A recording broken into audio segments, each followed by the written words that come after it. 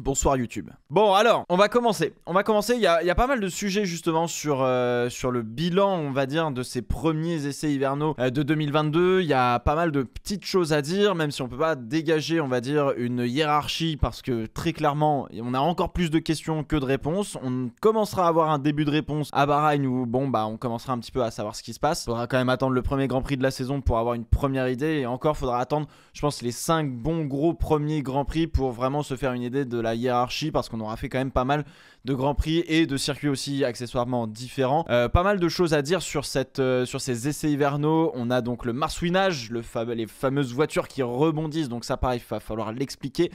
On va parler des voitures qui arrivent à mieux suivre, on va parler des défis techniques et notamment des zones qui vont être extrêmement sous tension entre guillemets en termes de développement pour les ingénieurs. On va parler de chaque voiture, je pense, et puis aussi de la manière dont ces nouvelles voitures se conduisent, se pilotent plutôt même, parce que elles sont beaucoup plus rigides qu'avant. On va faire déjà le marsouinage, mesdames et messieurs. Le marsouinage, qu'est-ce que c'est? C'est ça.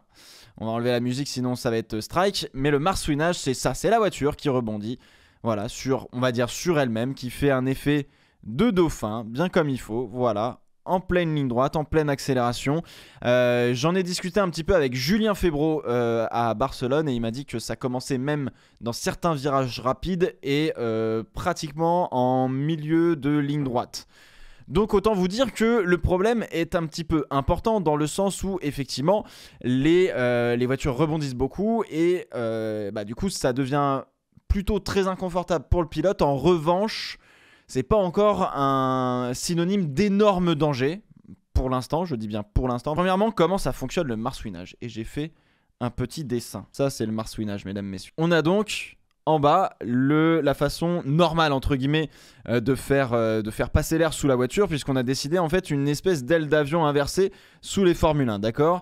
Par cette aile d'avion et cette courbe qu'on a sous la voiture, et bien tout simplement ça crée de l'appui aérodynamique. Donc l'air qui rentre va suivre la courbe que l'on a dessinée, et cela va générer justement de l'appui aérodynamique. Du coup, plus il y a d'air qui rentre, plus bien il y a d'appui, plus on va vite, et plus on a d'appui, etc., etc. Donc du coup, effectivement, ça appuie la voiture. Et ça appuie tellement la voiture, parce que plus on va vite, plus on appuie la voiture, plus la zone que vous avez au milieu se réduit, d'accord ? Plus la zone se réduit, plus ça appuie, plus ça se plaque contre le sol, etc. Jusqu'à un moment où, en fait, grosso modo, si vous préférez, l'air ne peut plus suivre la courbe que l'on a dessinée. Et donc c'est pour ça qu'il y a une petite croix ici. Ça veut dire qu'en fait l'air se sépare, on va dire, de la courbe qu'on a dessinée. Et à ce moment-là, on perd totalement l'appui qu'on a généré. Donc du coup, la voiture se relève. En se relevant, on recrée un espace. Donc du coup, l'appui peut repartir, parce que du coup, l'air re-rentre, ça régénère de l'appui aérodynamique, ça se rebaisse jusqu'à ce que il n'y ait plus assez de passage pour que l'air puisse passer. On casse l'appui aérodynamique, et du coup ça se relève, etc. Tout le fait que ça rebondisse, parce qu'à chaque fois qu'on va toucher par terre, on n'aura plus d'appui, ça se relève, et après hop, ça repartira dedans. Voilà un petit peu l'explication du marsouinage, entre guillemets. Le marsouinage, c'est le fait de faire haut-bas comme ça, hein. C'est pas juste le fait d'être posé par terre, c'est vraiment faire haut-bas, haut-bas. Là encore une fois, ce que je viens de vous expliquer, c'est quelque chose de très simplifié, évidemment. La courbe qu'on a sous la voiture, elle est un chouille plus complexe. Il y a plein de paramètres et de variables à prendre en compte pour évidemment avoir ce problème de marsouinage. C'est pour ça qu'il y a certaines voitures qui l'ont plus entre guillemets que d'autres voitures ont un petit peu moins ça. Voilà, ça c'est quelque chose d'assez compliqué. Donc du coup voilà, c'est un effet qu'on a vu dans les années 80 justement, quand il y a eu les wing cars, notamment les Lotus 79, etc. où c'était Mario Andretti, si je dis pas de bêtises, puisque c'est à la F1 TV qu'ils ont dit ça, qui était venu avec ce terme de porpoising en anglais, donc de marsouinage, le fait que ça fasse un petit peu comme que la voiture fasse un mouvement entre guillemets de queue de dauphin. Ce qui est très intéressant, c'est que aucune équipe quasiment n'a vu voir la chose arriver. En fait, tout le monde a découvert ça entre guillemets en mode ah mince, on a ce problème là. Tout simplement parce que, et ça, pareil je crois en soufflerie, Même la F1 fait pas forcément ça en tête. Ross Brawn l'avait peut-être un petit peu plus en se disant que bon bah c'était une des possibilités. En fait le truc c'est que quand vous êtes en soufflerie pour générer on va dire les roues qui tournent etc. En fait donc, grosso modo vous avez un énorme tapis sur lequel on vient poser la voiture et puis bah du coup on fait avancer entre guillemets le tapis pour générer la roue qui tourne etc. Et en fait le problème c'est que ce tapis là bah, il est très très flexible comparé finalement à un tarmac de piste qu'on a sur tous les circuits etc. Et donc du coup bah, le marsouinage il est plus compliqué à se voir entre guillemets en soufflerie que dans la vraie vie. Donc du coup effectivement c'est un des aspects que les équipes vont devoir gérer. Ferrari a priori a déjà trouvé une solution. McLaren n'avait pas trop de marsouinage je crois pendant les essais. Donc ça peut se régler sur plusieurs aspects différents. Le plus simple, entre guillemets, c'est de relever la garde au sol, c'est-à-dire de faire un réglage de suspension où la voiture va être un petit peu plus haut perché par rapport à ce qu'elle est d'habitude. Donc du coup, comme ça, à haute vitesse, ça supprimera un petit peu le fait d'être trop bas. Mais du coup, vous allez perdre en performance. Le deuxième gros, on va dire, réglage que vous pouvez faire, c'est que vous remplacez et vous redessinez complètement votre fond plat, entre guillemets, le dessous de la voiture pour justement essayer de gommer tout ça. Ou alors vous avez d'autres petits appendices. Ou alors vous touchez à 2-3 autres endroits sur la voiture. Là encore une fois, c'est les ingénieurs qui vont savoir ce qu'il faut faire ou ne pas faire, évidemment pour ce fameux marsouinage. Voilà un petit peu l'explication. Le deuxième thème, mesdames et messieurs, qui est toujours un petit peu sur la technique, on va parler des fonds plats. En fait, les fonds plats, alors le dessus du fond plat, pour être plus exact, on va dire, là on a une belle découpe, une belle photo de la découpe du fond plat de la Red Bull. Ça va m'amener à un deuxième schéma. Oui, j'ai fait un deuxième schéma, mesdames et messieurs, et ça c'est absolument magnifique. Finalement, vous comprenez que comme la majorité de l'appui aérodynamique est généré par ce qui passe sous la voiture, et bah du coup, en fait, on veut essayer d'optimiser au maximum ça. Ok, donc du coup on fait passer de l'air sur le fond plat entre guillemets vers le diffuseur pour optimiser l'efficacité du diffuseur. On essaie de créer des bons chemins pour que ça rentre à fond dans le fond plat, etc. Voilà. Et il y a un deuxième aspect super important qu'on a déjà vu d'ailleurs sur les années précédentes et c'est reparti même de plus belle. Je dirais que c'est même encore plus violent qu'avant. C'est que en fait finalement on veut, comme dans les années 80, créer ce que l'on appelle des jupes latérales. Sauf que les jupes latérales, c'est interdit en F1. Je vais vous montrer ce que c'est qu'une jupe latérale, c'est ça. On est avec la voiture de Monsieur Alain Prost, chez McLaren à l'époque, je crois que ça devait être 82 si je dis pas de bêtises, mais peut-être que je me trompe. Le gros carré noir que vous avez là, qui touche le sol littéralement, c'est ce qu'on appelle une jupe. C'est une jupe latérale qui permet d'emprisonner tout l'air qui va passer sous la voiture et de ne pas être perturbé par les flux aéro ou l'air qui va être généré par le pneu avant et le pneu arrière, par les pneus, on va dire, par l'air qui passe, qui veut passer sous la voiture ou de perdre de l'air qui va sous la voiture et qui va ressortir, etc. Là, on veut juste vraiment emprisonner l'air qui passe sous la voiture. On avait ces jupes latérales, justement, qui étaient extrêmement performantes, entre guillemets, puisque, bah, du coup, on enfermait parfaitement l'air sous la voiture et donc on maximisait finalement l'effet de sol sous la voiture, donc beaucoup d'appui aérodynamique. Le gros problème, c'est que cette jupe latérale, si on la cassait, on perdait de l'appui aérodynamique, ou si jamais dans un virage il y avait un petit peu d'air qui s'échappait, et ben on perdait l'appui aérodynamique et la voiture partait. Donc c'était finalement extrêmement dangereuse. Aujourd'hui, ce qu'on va faire, c'est essayer de créer à peu près la même chose, de créer une jupe latérale pour enfermer l'air sous la voiture, mais d'une autre manière, parce que les jupes latérales, comme on les a vues là sur la voiture d'Alain Prost, elles sont interdites en F1. Le but qu'on va chercher, la chose qu'on va chercher à faire pour sceller justement entre guillemets le fond plat et l'air qui passe dessous, c'est qu'à travers des impendices qui sont sur le bord du fond plat, on va vouloir créer une sorte de vortex. D'accord ? Là, tout ça, c'est un vortex, un tourbillon qui va tourner entre le plancher de la voiture, donc le fond plat entre guillemets, et la piste. Et donc ce vortex finalement va jouer comme étant une espèce de jupe latérale invisible, comme dirait Sam Collins de la F1, et qui va permettre justement de sceller le fond plat. Plus le vortex va être puissant, plus ça va être, on va dire, robuste contre un coup de vent qui passe sous la voiture et qui te met en tête à queue. Et bah là justement, techniquement, on essaie de créer le plus de vortex possible pour justement essayer d'avoir une vraie barrière à cet endroit-là. C'est comme ça qu'on va réussir à sceller le fond plat et l'air qui va passer sous la voiture sera entre guillemets pépère. Vous avez les fameuses vaguelettes chez Mercedes qui reprennent justement cette idée d'essayer de créer un vortex autour entre le fond plat et la piste pour justement sceller l'air qui passe sous la voiture. Voilà, plein d'équipes sont arrivées avec plein de solutions différentes, innovantes, etc. Vous voyez, là, on a un exemple avec Ferrari. On a des encoches, on a des petites ailettes, etc. On essaie de faire pas mal de choses. Est-ce qu'on a pas mal de... Là, voilà, on a l'écoulement de l'air. Vous voyez qu'on a une petite vague chez Red Bull. Pareil, ça, on veut essayer de créer un tourbillon. Chez Williams, vous voyez, là, on a une espèce de petite réglette sur le côté. On essaie de faire descendre l'air et tout le long, ici, on va essayer de créer un vortex pour sceller le fond plat. Une autre chose qui est pas mal revenue et qui est assez visuelle finalement sur les images qu'on a eu droit de voir, mine de rien, avec ces tests à Barcelone, c'est que effectivement, les voitures sont quand même hyper rigides. Parce que du coup, vu qu'on veut avoir une assiette de la voiture, donc c'est-à-dire que la voiture elle n'est pas penchée vers l'avant ou penchée vers l'arrière, on veut la voir la plus neutre possible et surtout faire en sorte de passer un maximum d'air sur la voiture.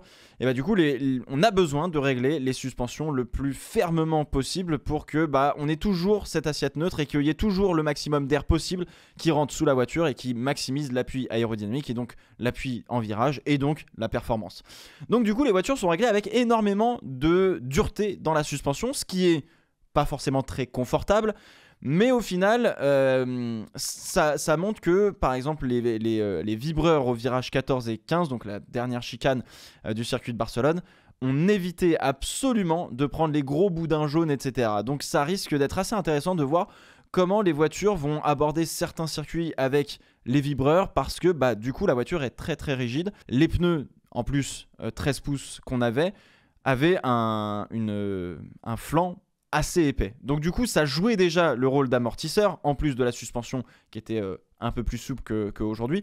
Aujourd'hui on a une suspension qui est dure, on a des pneus ce qu'on appelle taille basse, donc ça veut dire que la hauteur entre guillemets du pneu vis-à-vis de la jante est plus restreinte, donc ça amortit beaucoup moins et donc du coup c'est encore plus dur. Alex Albon parlait du fait que les voitures, du fait de cette rigidité supplémentaire, fallait être absolument beaucoup plus précis qu'auparavant, qu'il fallait vraiment être dans le flow de la piste, entre guillemets, dans le rythme que imposent les virages, les bosses, etc. Tous les petites choses que vous retrouvez sur une piste. Alex Albon toujours avait dit que les nouvelles F1 étaient un mix entre les anciennes F1 et les Formule 2.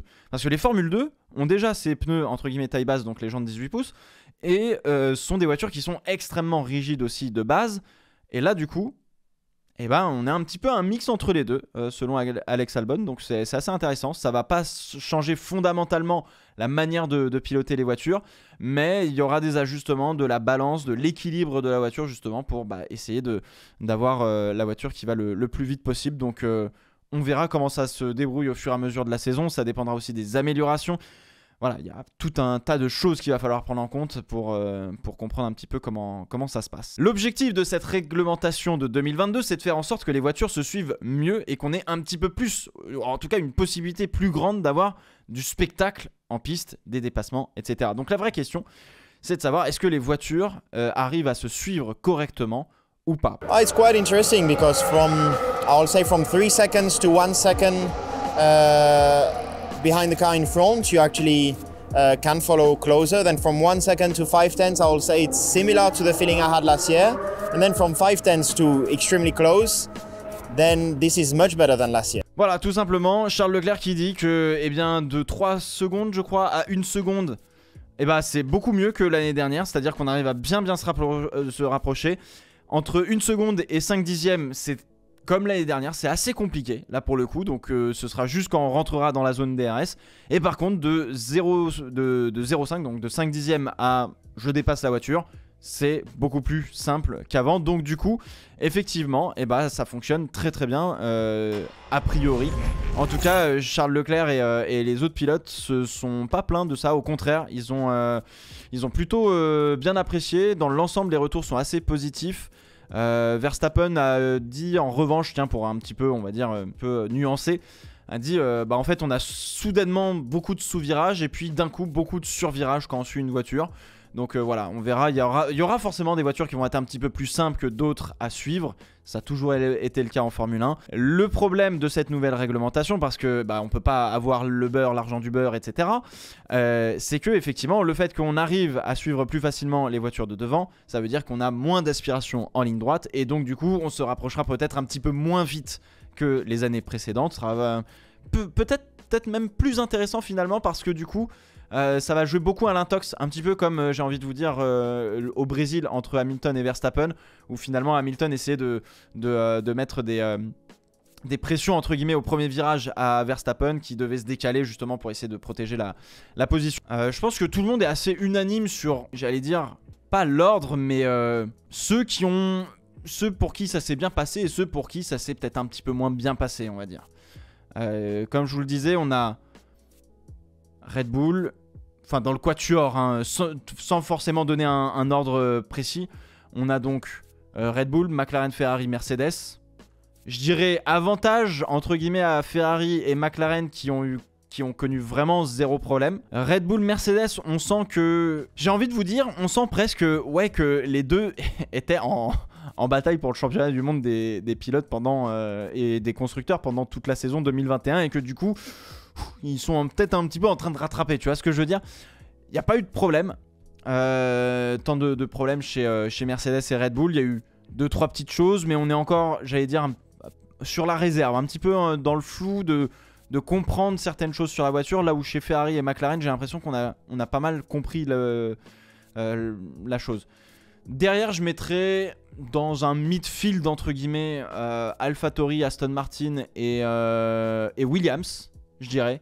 Là, pareil, il y a eu un ou deux petits soucis par-ci par-là, mais la Williams, c'est celle qui m'a le plus surpris, en tout cas. Enfin, je suis content parce qu'on a l'impression qu'ils sont pas à la rue de ouf, quoi. Genre, vraiment, et aucune équipe est vraiment giga à la rue, malgré tout, tu vois. Et derrière, je mettrais une Alpine que je sais pas si on la met dans le milieu de peloton ou si on la met un petit peu plus derrière. Et enfin, on mettrait Alfa Romeo et As qui, elles, ont beaucoup moins roulé que toutes les autres. Alfa Romeo a eu beaucoup de problèmes, on va dire plutôt techniques. Ils vont apporter des solutions. Et As, on a vu... Alors, ils ont eu des problèmes aussi. Et on n'a pas vu encore toute la... J'allais dire la grandeur de la voiture, entre guillemets. Si on peut appeler ça la grandeur. Mais elle, selon certains experts, en tout cas, elle avait l'air techniquement très intéressante. Et peut-être performante. Donc, faudra voir ce que ça donne à Bahreïn. Mais peut-être que finalement le midfield va converger. On met des points d'interrogation, j'ai envie de vous dire, sur Alfa Romeo et sur As. Même sur Alpine, je mettrai un point d'interrogation. Faut attendre de voir, je pense. La As, rapidement, pour faire un petit point sur la situation. Donc vous n'êtes pas sans savoir que dans le monde, il y a actuellement une crise géopolitique du côté des pays de l'Est et notamment en Ukraine, entre la Russie et on va dire les États-Unis et l'Europe qui est pris un petit peu là-dedans.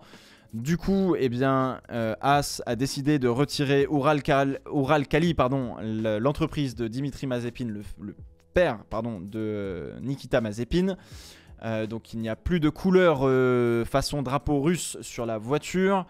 Gunther Steiner est en train justement de faire des réunions, etc. pour savoir ce qu'il en est, ce qu'il va en devenir. Je crois qu'il y avait un problème peut-être pour les personnes de nationalité russe, comme quoi la Russie allait peut-être interdire de voyager dans certains pays ou genre de choses, parce que bon, y a quand même un certain conflit. Que mine de rien, là on est sur une écurie américaine avec un sponsor russe, que ça peut engendrer quand même, médiatiquement parlant, peut-être des petits problèmes, que ça peut aussi engendrer d'autres problèmes plus, on va dire, derrière les caméras, on va dire. Donc pour l'instant, rien n'est très très sûr chez As. La seule chose, a priori, c'est que Gunther Steiner a affirmé que l'écurie n'était pas en danger, que ça pouvait continuer. À mon avis, il faut quand même aller chercher d'autres sponsors, mais bon, ça voilà. Que Gene Haas pourrait faire effectivement une injection d'argent, donc comme on dit, une injection de cash pour, permettre à ceci, à cela, de continuer à faire avancer l'écurie. Et enfin, on parle du coup, parce qu'on en a parlé en début de semaine, en début de semaine dernière du coup, eh bien, Andretti aimerait arriver en F1, et ce à quoi plusieurs patrons d'écurie n'étaient pas trop chauds. Et donc, le problème de Haas ne pourrait-il pas être une opportunité pour Andretti de racheter l'écurie? Et j'ai cru voir un article comme quoi qui disait que Andretti, ça faisait 2 ans qu'ils essayaient de racheter l'écurie Haas. Donc, écoutez, on va voir.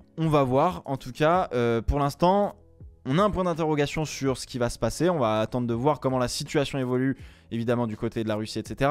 Évidemment, le Grand Prix de Russie, pour l'instant, je dis bien pour l'instant parce que c'est ce que dit la FIA, est annulé pour le moment, ou en tout cas, il est suspendu plutôt. Si jamais il n'y a plus de guerre et que tout va bien et que ça y est, on a fait la paix et tout, vous inquiétez pas que la F1 sera la première à revenir à Sochi pour faire un Grand Prix. Hein. Et Nikita Mazepin, ça reste un point d'interrogation. Et pour l'instant, on n'est pas sûr qu'il ait encore son baquet, le garçon.